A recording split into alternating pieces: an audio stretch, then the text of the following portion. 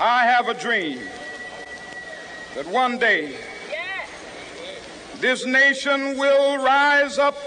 It took a president to get it done. That dream became a reality because we had a president who said, we're going to do it, and actually got it accomplished. You voted against the Civil Rights Act in 1964. Would you do so today? I would have to vote against it. In 1964, during the presidential election of that year, I was a Goldwater girl. I mean, really, we used to wear, little banners which said Goldwater girl. Extremism in the defense of liberty is no vice.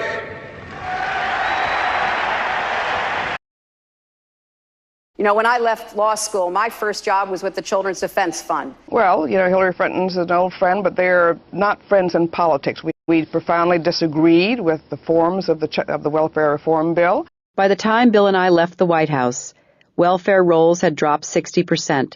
Many years after that, when many people are pronouncing welfare reform a great success, we've got growing child poverty. The poor are suffering. My first job was with the Children's Defense Fund. Then they'd have to talk about the Clintons' past. The same Confederate flag Bree Newsom took down from above the South Carolina State House represents the exact same slave-owning and traitorous Confederacy for which Bill Clinton signed a resolution stating that the highest star on the Arkansas flag represented. To this day, they still have an official Confederate Flag Day. And not only did Bill and Hillary never say anything about this, but for 12 years, they celebrated the Confederacy too. I wouldn't want to talk about my past either if I were them. We just had the tape. You just said that I complimented the Republican ideas. That is not true. What I said is that Ronald Reagan was a transformative political figure because he was able to get Democrats to vote against their economic interests to form a majority to push through their agenda, an agenda that I objected to because while I was working on those streets, watching those folks see their jobs shipped overseas, you were a corporate lawyer sitting on the board of Walmart. The persistent scourge of child labor. I'm always proud of Walmart and what we do. Clinton also took a role in supporting a Buy America program. One of the reasons we want to buy America is because we love America. Walmart continued to get most of its products from overseas during its Buy America program, including from this factory in Bangladesh that used 11 and 12-year-old girls. The persistent scourge of child labor. When he was in trouble in the polls over Jennifer Flowers, he went back to Arkansas, of which he was still governor, and supervised the execution of a mentally disabled, in fact a lobotomized black defendant called Ricky Ray Rector. He didn't know he'd been sentenced to death. He didn't understand when they came to give him his last meal what was happening. Any other week would have received clemency from the governor because there was no one in the prison thought he should be executed. The prison chaplain resigned on the issue. It was like killing a child. New Hampshire tonight has made Bill Clinton the comeback kid. Almost 25% of the world's total prison population. The numbers today are much higher than they were 30, 40 years ago. This bill would have put more police on the street, would have locked up violent offenders so they never could get out again, would have given more prison construction money. And soon, Democrats began competing with Republicans to prove they could be even tougher on them.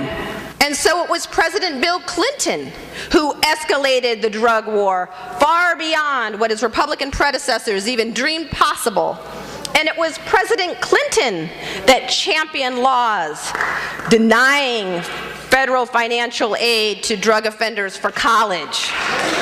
It was President Clinton who championed laws banning people with criminal convictions from access to public housing so that people wouldn't have housing upon release from prison. It was the Clinton administration that championed laws denying even food stamps under federal law to people who were once caught with drugs. To a large extent, the basic architecture of this new caste system was championed by a Democratic administration desperate to win back the so-called white swing voters, the folks who had defected from the Democratic Party in the wake of the civil rights movement. Not just gangs of kids anymore. They are often the kinds of kids that are called super predators. No conscience, no empathy. We can talk about why they ended up that way, but first we have to bring them to heel. First we have to bring them to heel. First we have to bring them to heel. First we have to bring them to heel. First we have to bring them to heel. First we have to bring them to heel. Bring them to heel. Bring them to heel. Bring them to heel. Bring them to heel. Bring them to heel. Bring them to heel. Bring them to heel. Bring them to heel. Bring them to heel. Bring them to heel. The man who started my success, the President of the United States, Bill Clinton. The woman who was standing beside Bill Clinton when he signed the Welfare Act admitted before she died that it was the wrong move, that working didn't help her. She worked at a job where she made a little bit of money, and even if after she made a little bit of money, she still couldn't afford her medicine. Clinton used her, just like he used black people, just like Hillary Clinton is using black people now. I'm kind of tired of being used. By the time Bill and I left the White House, welfare rolls had dropped 60%. I'm sorry to say what I thought would happen has happened.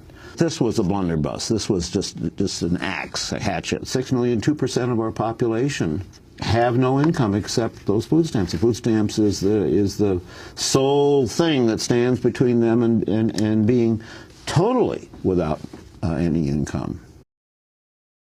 I want to talk about this story that CNN.com put out dealing with the recession worsens racial wealth gap. Whites have a net worth about 20 times that of blacks and about 18 times that of Hispanics. Who's to blame for this? She was very close to Robert Rubin, to Lawrence Summers, to the people in the Clinton administration who gave us the radical deregulation of Wall Street. So they're the ones that opened the door to the Wall Street thieves that brought on the Great Recession. Hillary Clinton has not been a friend to black people. We're not just talking about mass incarceration. This duo has gutted and devastated the black community. You can draw a line from the evaporation of black wealth in the black community back to the deregulation of the Clinton years. I would be hard pressed to find in recent memory another president who's been quite as damaging. New York has spent a considerable amount of money and effort devising very good tests. I will end the unfunded mandate known as No Child Left Behind. I do not believe that our children are little test takers. And I do not believe that our teachers should be nothing but test givers. When you narrow the curriculum and you focus just on those tests, you really demoralize teachers. Perhaps the most important wreckage to take a look at is really the wreckage of the Democratic Party. In this campaign, the nation has had to forgive you early and often. We have forgiven you your misspeaking about Martin Luther King's relative importance to the civil rights movement. New York City, Hillary State, the best nominee that's possible, and the Democrats are throwing the election away. For what? An inadequate black male who would not have been running had it not been a white woman that was running for president. We have forgiven you the 3 a.m. phone call commercial. It's 3 a.m. and your children are safe and asleep. But there's a phone in the White House and it's ringing. Something's happening in the world. Your vote will decide who answers that call. Whether it's someone who already knows the world's leaders, knows the military, someone tested and ready to lead in a dangerous world. It's 3 a.m. and your children are safe and asleep. Who do you want answering the phone? I'm Hillary Clinton, and I approve this message. We have forgiven you President Clinton's disparaging comparison of the Obama candidacy to Jesse Jackson's. Jesse Jackson won South Carolina twice, in '84 and '88. I think people want change. I think they want to get beyond some of the racial politics that has been so dominant in the past. We have forgiven you for your boasting of your support among working, hardworking Americans, white Americans. Senator Obama's support among working, hardworking Americans, white Americans, is weakening again. We have even forgiven you repeatedly praising Senator McCain at Senator Obama's expense and at your own expense and at the Democratic ticket's expense. I have a lifetime of experience that I will bring to the White House. I know Senator McCain has a lifetime of experience that he will bring to the White House. And Senator Obama has a speech he gave in 2002. He's a fine man. He is a very fine man. We need a nominee who can pass the commander-in-chief test. Senator McCain will bring a lifetime of experience, and Senator Obama will bring a speech that he gave in 2002. Hillary Clinton has been very supportive of John McCain. They've been up there in that treehouse that says no Barack Obama gets up here. We have forgiven you exploiting Jeremiah Wright in front of the editorial board of the lunatic fringe Pittsburgh Tribune Review. We have forgiven you exploiting William Ayers in front of the debate on ABC. We have forgiven you the photos of Osama bin Laden in an anti-Obama ad. You know, my husband did not wrap up the nomination in 1992 until he won the California primary somewhere in the middle of June, right? We all remember Bobby Kennedy was assassinated in June. This nation's deepest shame, its most enduring horror, is political assassination. A person who can let hang in midair the prospect that she might just be sticking around in part just in case the other guy gets shot has no business being the President of the United States. We all remember Bobby Kennedy was assassinated in June.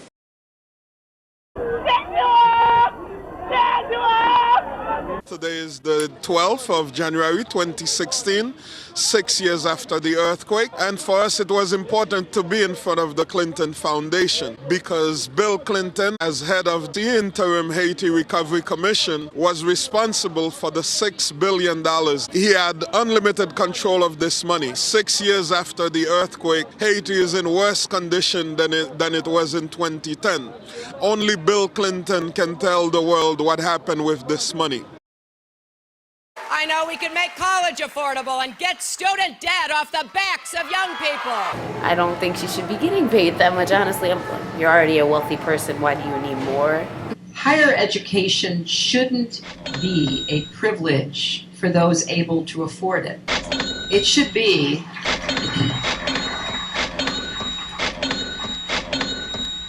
an opportunity widely available for anyone with the talent, determination, and ambition to learn. I do not favor abolishing it, however, because I think there are certain egregious cases that still deserve the consideration of the death penalty.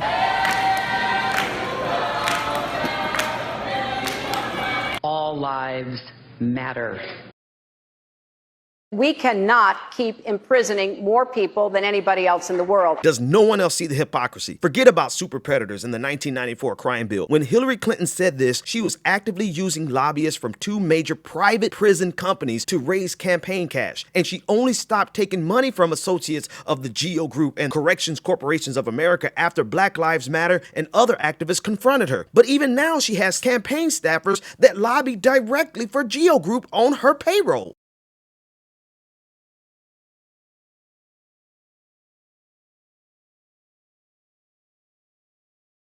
Do you still have the support of Hillary Clinton? I still support her, and that question of whether I continue to have her support is up to her, but I feel pretty confident I do.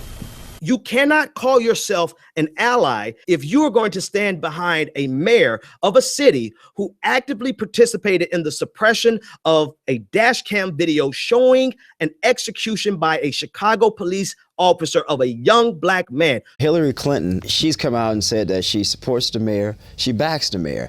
I don't understand, looking at the evidence that we now know is public, how any person, particularly a presidential candidate, could stand behind someone like Rahm Emanuel. Now here we are, 2016. To those of you who have not yet made up your minds, or maybe even some of you who have made up your minds, to maybe consider and reconsider what it is that Bernie Sanders offers. He offers us a chance to declare unequivocally that there is an America, that there is a group of citizens who have a deep caring for where our nation goes and what it does in the process of going.